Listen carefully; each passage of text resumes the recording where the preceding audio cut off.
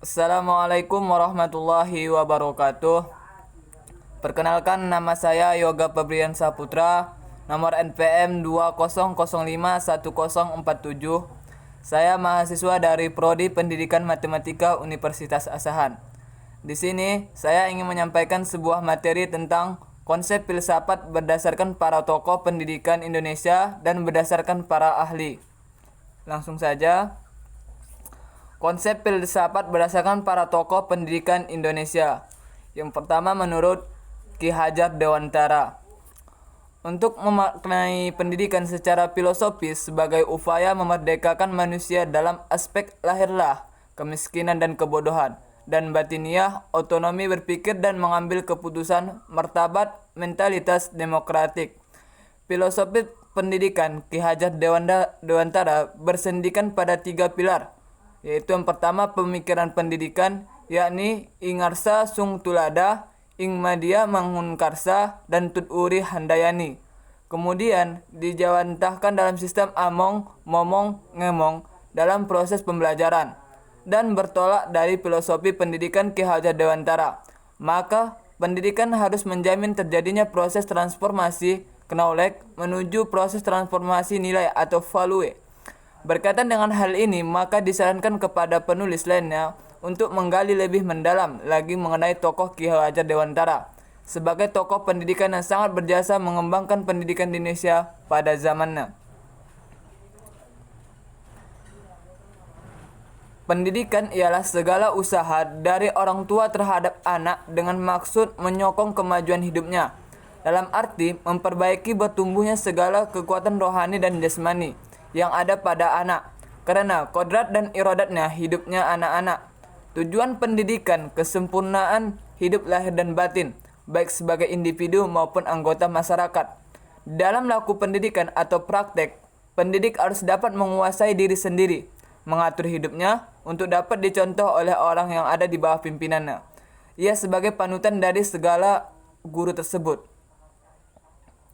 Guru harus dapat digugu dan ditiru. Guru bukan hanya pengajar, tetapi juga pemimpin atau pengajar ilmu penuntun laku. Pendidikan berlangsung dalam 3 pusat, yaitu Trisandra Pendidikan, yaitu keluarga, sekolah, dan lingkungan sosial. Prinsip pendidikan itu ada konsep trikon kontinuitas, yaitu budaya sendiri berlangsung lestari, tetapi terbuka terhadap budaya lain. Kemudian, sistem pendidikan. Sistem pendidikan among mengasuh anak. Guru adalah pamong, wajib mengajar dan memberi ilmu dan mendidik menuntun budi pekerti dengan dasar kekeluargaan, seolah merupakan rumah kedua bagi anak. Guru seperti bapak dan ibu mengayomi. Perkara Indonesia berada pada situasi peralihan budaya. Pendidikan merupakan suatu budaya integrasi bagi sesama. Pendidikan terjadi dengan hidup bersama. Proses pendidikan adalah proses pembudayaan. Ada 2 langkah proses. Yang pertama, homonisasi menuju humanisasi, yaitu pembudayaan diri dan lingkungan, pematangan diri secara fisik, biologis, dan budaya. Humanisasi, pemanusiaan kultural yang terdiri dari 4 dimensi. Yang pertama, dimensi ekonomis. Yang kedua, mengolah materi. Yang kedua, dimensi teknik, yaitu mengolah potensi dunia materi sesuai hukum ilmu teknik. Yang ketiga, dimensi kebudayaan, yaitu ekspresi diri manusia saat mengolah dan mengangkat alam dengan menggunakan kekuatan akal. Dan yang keempat atau yang terakhir, dimensi peradaban, yaitu proses mempersantun ekspresi dalam budi bahasa dan ungkapan yang beradaban. Singkatnya, memanusiakan manusia muda berarti menjadikan insan yang tanggap dan bertanggung jawab. Konsep filsafat pendidikan menurut para ahli.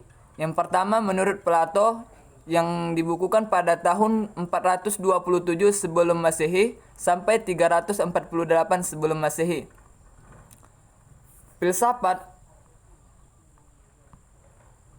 adalah ilmu pengetahuan yang berminat mencapai kebenaran yang asli. Itu menurut Plato. Kemudian menurut Aristoteles yang dibukukan pada tahun 382 sebelum Masehi sampai 322 sebelum Masehi, yang artinya filsafat adalah ilmu pengetahuan yang meliputi kebenaran yang terkandung di dalamnya ilmu-ilmu metafisika, logika, retorika, etika, ekonomi, politik, dan estetika. Yang dimana ilmu pengetahuan tersebut mengandung melengkapi dari pembelajaran lainnya. Yang di situ terdapat ada sistem logika, ada sistem politik. Dia semua pengetahuannya meliputi kebenaran. Kemudian menurut dari Al-Farabi yang dibukukan pada tahun 870 Masehi sampai 950 Masehi. Yang artinya filsafat adalah ilmu pengetahuan tentang alam maupun wujud bagaimana hakikat yang sebenarnya. Maksudnya ialah ini adalah ilmu pengetahuan tentang alam yang bagaimana sebenarnya terjadi alam tersebut. Wujud alam walaupun dia di dalamnya seperti air, laut, itu bagaimana membahas tentang terjadinya air tersebut. Ini pengkajian tentang bagaimana wujud dari bumi tersebut. Kemudian menurut Descartes yang dibukukan pada tahun 1590 Masehi sampai 1650 Masehi. Filsafat adalah kumpulan segala pengetahuan di mana Tuhan, alam, dan manusia menjadi pokok penyelidikan. Maksud di sini, filsafat adalah kumpulan segala pengetahuan yang di mana Tuhan, alam, dan manusia adalah sebagai pokok penyelidikannya. Misalnya contoh, kita sebagai manusia, kita menyelidiki bagaimana tentang alam tersebut. Kita sebagai manusia, kita menjadi pokok penyelidiknya. Kita sebagai menyelidiki bagaimana tumbuhnya alam, bagaimana terjadinya alam, seperti itu. Itulah kumpulan segala pengetahuan. Ini menurut Descartes yang dibukukan pada tahun 1910 Masehi. Kemudian menurut Immanuel Kant yang dibukukan pada tahun 1724 Masehi sampai 1804 Masehi.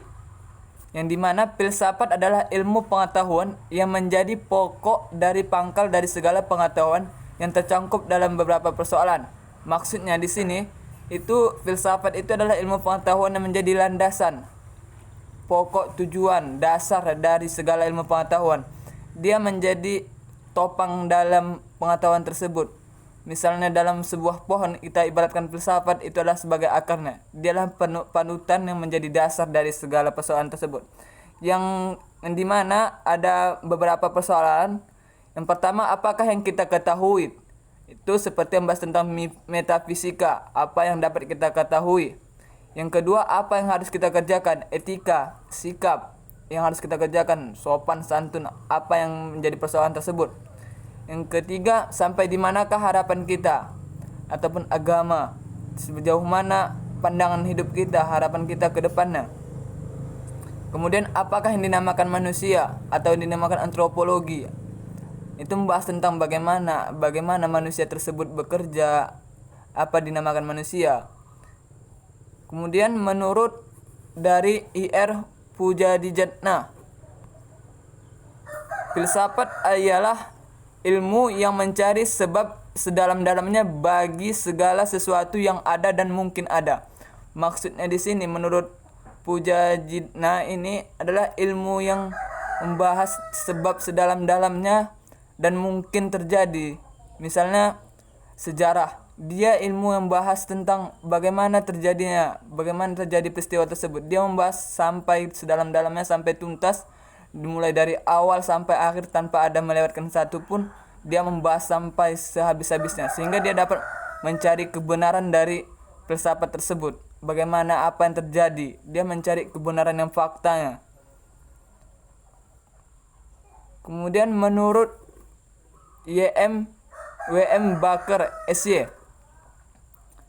filsafat adalah refleksi rasional, fix, nazar, ma'rifat atau rakyat atau keseluruhan keadaan untuk mencapai hakikat dan memperoleh hikmah. Maksudnya di sini adalah refleksi keseluruhan keadaan, yaitu bagaimana keseluruhan keadaan itu mencapai hakikat, ada hikmah dari pembelajaran tersebut. Dia mencapai dari awal sampai akhir, dia mencari bagaimana apa manfaat dari mempelajari tersebut.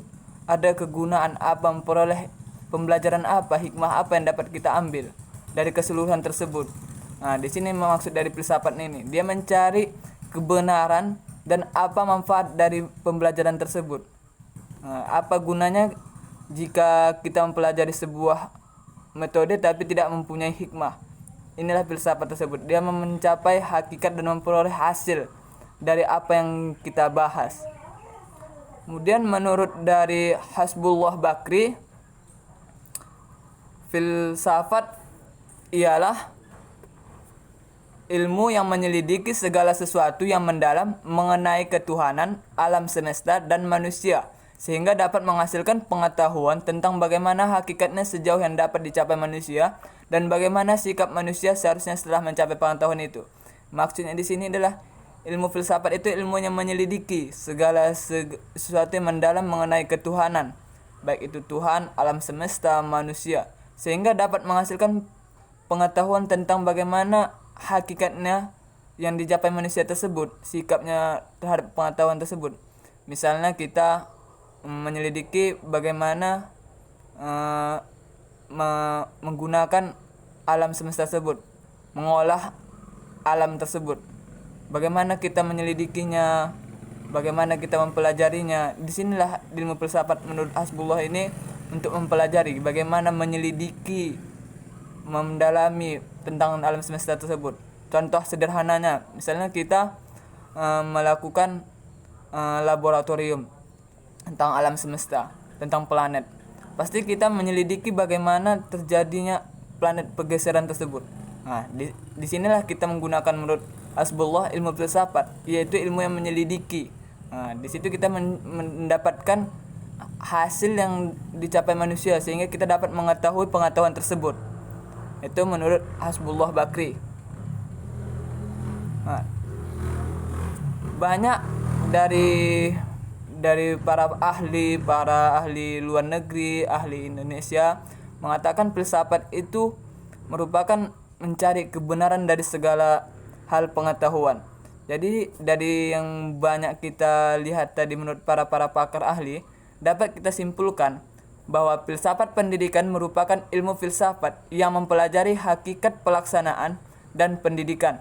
Bahan yang dipelajari meliputi tujuan, latar belakang, cara, hasil, dan hakikat pendidikan. Metode yang dilakukan adalah dengan menganalisis secara kritis struktur dan manfaat pendidikan. Nah, dapat kita simpulkan tadi kan, kita menggunakan metode apa yang dalam melakukan pendidikan tersebut, dan kita berpikir kritis untuk mencari jawaban bagaimana apa yang terjadi dari penelitian tersebut. Karena filsafat hakikatnya adalah ilmu yang mencari kebenaran.